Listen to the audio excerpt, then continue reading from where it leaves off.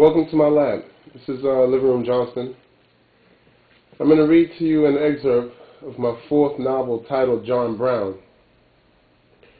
It's a build-up for a scene that takes place. This is chapter number 7. I got to Livingroom Johnston's place at 10 p.m. He was home most of the time. He had a bottle of Johnny Walker Black on top of the refrigerator. I poured myself a shot and sat at the table waiting for him. I smoked a few cigarettes. He appeared 20 minutes later with a shopping bag full of new gear. Sapling holler. I'm supposed to meet Roscoe here. You speak to him? Yeah. He got a few sets of new wheels, so he'll probably be here soon. Shit ain't always cracked up to be hauling. What do you mean by that, Liv? Livingroom did not answer me. He went into the bathroom and put on a pair of new jeans and a white t-shirt, new sneakers. Livingroom went into the fridge, pulled 2 beers, and sat with me. He had a serious expression on his face. We waited in silence for Roscoe, who showed up 10 minutes later. Roscoe dipped his head in the door. Come on, y'all. I pounded the shot, walked out with my beer in my hand. Livingroom did the same. We got in Roscoe's caddy. I sat shotgun. Roscoe cruised over the Brooklyn Bridge, up to FDR. He got on Brooklyn Boulevard, quick. Al Green sang to us through the speakers. Roscoe never took us with him on his pimp missions. He kept his business to himself. He had on a pair of gold-framed glasses. The lenses were clear, but they could have passed for shades. He wore a tailor-made white suit. The blazer came down below his knees. He was definitely one bad motherfucker. Yow, said Roscoe. Y'all know we ain't never been L7 squares, you dig? I dig, I said. I dug he wasn't joking. Yeah, said Livingroom. I understand that. Roscoe continued. We have a problem on our hands, dig?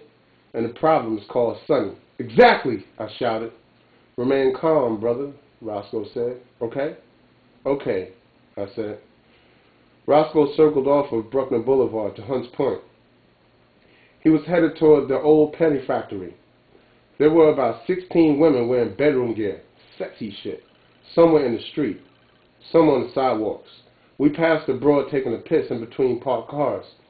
Livingroom and I pretended not to see her, although she could have cared less.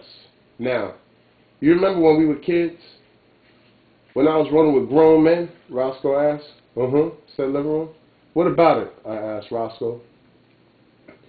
We had problems sometimes, and the problems had names.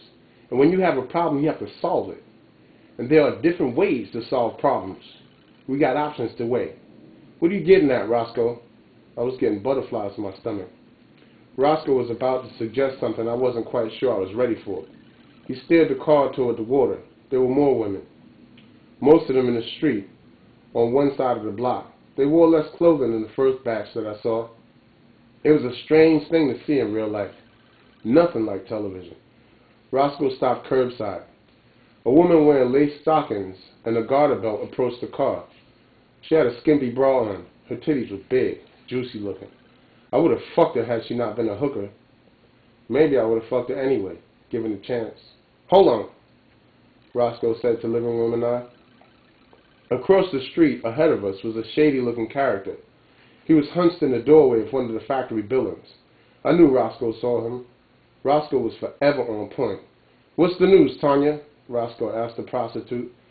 The news is, that cat over there against the building, that's the news. He been fucking with us all night. I would have been stabbed his ass, but the cops keep rolling every 15 minutes. He out here disturbing the shit out of us, throwing bottles, threatening us. Don't worry about it. Get back to work. I'll talk to you in a little, said Roscoe. He rolled his window on her. She stumbled in her stilettos down the block. Roscoe shoved a handgun at me, a .38 snub nose. I took the pistol. What's this for? For you to knock whatever little brains that nigga got in his head out. Let's see what you got, Harlem. Livingroom didn't say anything. He did this before. I could tell by his demeanor. He looked at me through the mirror from the back seat. Roscoe pulled along the curb in front of the shady-looking character. Well, let's see what you got, Harlem, Livingroom stated. I got out of the car as fast as I could. I did not want to give the guy a chance. He was a little bit shorter than me. He brandished a knife. I pointed the gun at him. I told him if he ran, I would shoot him. I spoke in a tongue I did not recognize. The cat dropped a knife. I beat him in the head with the gun, each blow harder than the last. I did not know how many times I hit him. Blood jumped from his head as Livingroom pulled me off the son of a bitch. I got in the car. I was out of breath, shaking. I was afraid and happy at the same time. I felt like I had accomplished something.